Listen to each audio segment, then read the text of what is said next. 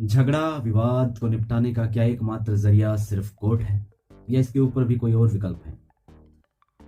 यदि आप out of court settlement करना चाहें तो मेडिएशन, आर्बिट्रेशन, रिकॉन्सिलिएशन, किसी भी प्रोसीजर में आप अगर जाएं तो शायद आप अपने पैसे, अपना समय और अपने दिमाग की बर्बादी को बचा सकते हैं।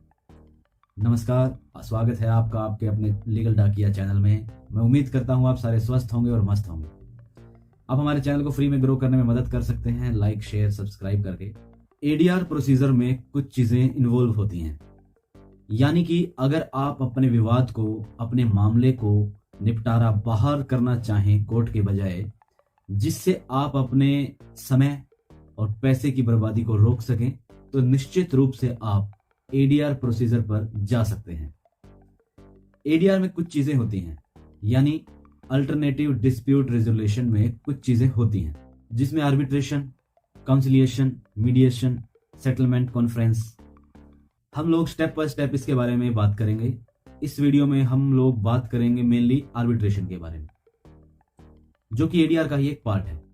एडीआर को हम ऐसे समझ सकते हैं कि बिना कोर्ट गए या कम से कम कोर्ट का इंटरवेंशन में हम लोग आपस में ही अपने मामले का निराकरण कर लें। इसे आप आसान शब्दों में समझ सकते हैं, आर्बिट्रेशन उसी का एक पार्ट है। अब आर्बिट्रेशन का हम लोग जरा मतलब समझ लेते हैं। इसके लिए सबसे पहले जरूरी ये होता है कि दोनों ही पार्टी या दो से ज्यादा अगर पार्टी हो तो उनके बीच में एक प्रॉपर एग्रीमेंट होना जरूरी है। अगर कोई भी एग्रीमेंट रहेगा तो उसमें आपका आर्बिट्रेशन क्लोज डालना जरूरी है। आर्बिट्रेशन क्लोज जो आप डालेंगे उसमें एक मेंशन होता है कि मैं अभी आपको एक एग्जांपल के साथ समझाने का प्रयास करता हूं।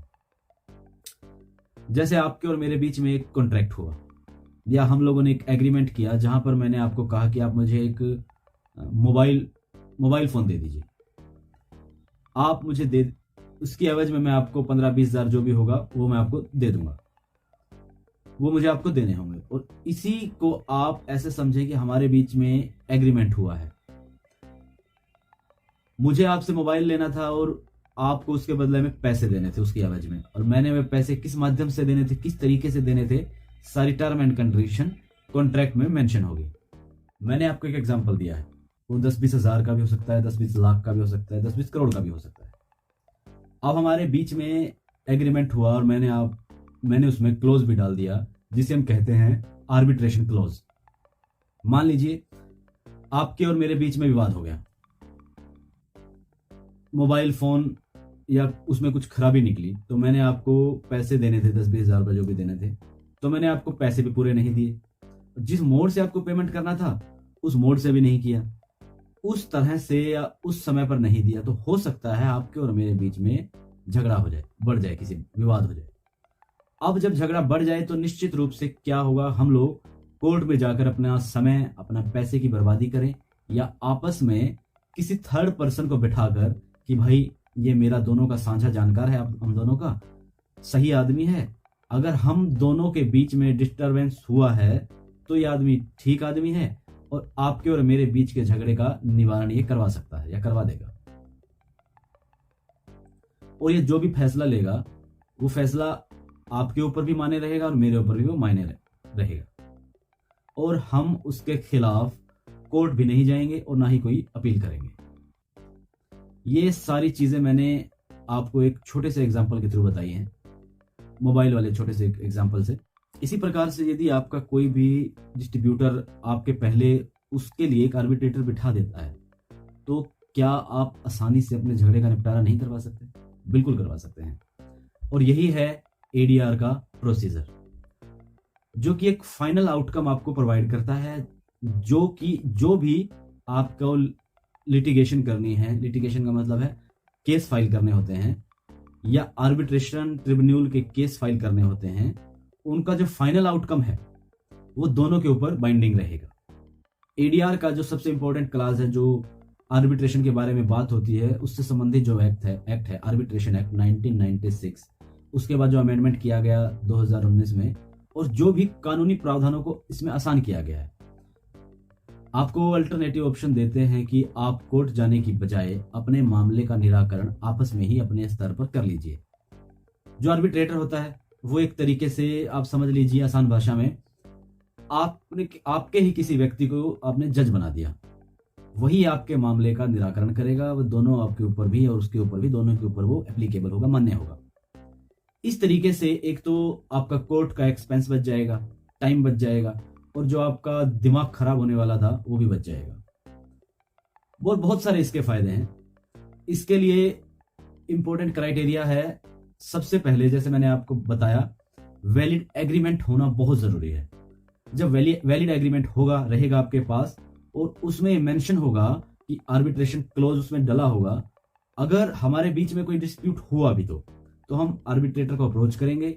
आर्बिट्रेटर मतलब जो व्यक्ति, मतलब हम लोगों ने मिलकर डिसाइड किया था कि फला अगर मामला होता है, अगर कोई मामला बिगड़ता है, डिस्प्यूट हुआ, तो एक आदमी को हम मध्यस्थता के लिए बना देंगे। ये हमारे एग्रीमेंट में मेंशन था। इस कंडीशन में भी जो भी आर्बिट्रेटर रहेगा, आप यदि उसके पास जाते हैं तो आर्बिट्रेशन क्लोज होने पर जो स्टेट की कोर्ट होते हैं, जैसे आपके डिस्ट्रिक्ट कोर्ट हो गए, सेशन कोर्ट हो गए, इवन हाई कोर्ट भी, वो उस मामले की सुनवाई को रिफ्यूज कर सकते हैं जब तक कि आर्बिट्रेटर अपना डिसीजन या आर्बिट्रेशन अवार्ड पास ना कर दे।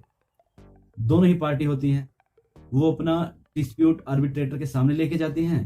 आर्बिट्रेटर मतलब वही व्यक्ति जो बीच का एक आदमी होता है, जो डिसाइड करता है, जो हमने डिसाइड किया था। पैनल ऑफ आर्बिट्रेटर भी हो सकते हैं, जैसे बड़ी बड़ी कंपनियां, कॉन्फ्रेंस में देखा जाता है कि पैनल ऑफ आर्बिट्रेटर होते हैं, जो रिटायर्ड जज भी हो सकते हैं, लॉयर भी हो सकते हैं, और कोई मेंबर भी हो सकता है। अब इसके लिए जो भी एग्रीमेंट होता है वो रिक्वायर्ड होता है, और उस एग्रीमेंट के हिसाब से अपना काम आगे बढ़ता है, अपने डिस्प्यूट का रिजोल्यूशन होता है। एक इंपॉर्टेंट बात यह है कि जो भी प्रोसीजर होता है या गवर्निंग लॉ होते हैं, वो सब भी हमको इस एग्रीमेंट में मेंशन करने बहुत जरूरी होते हैं।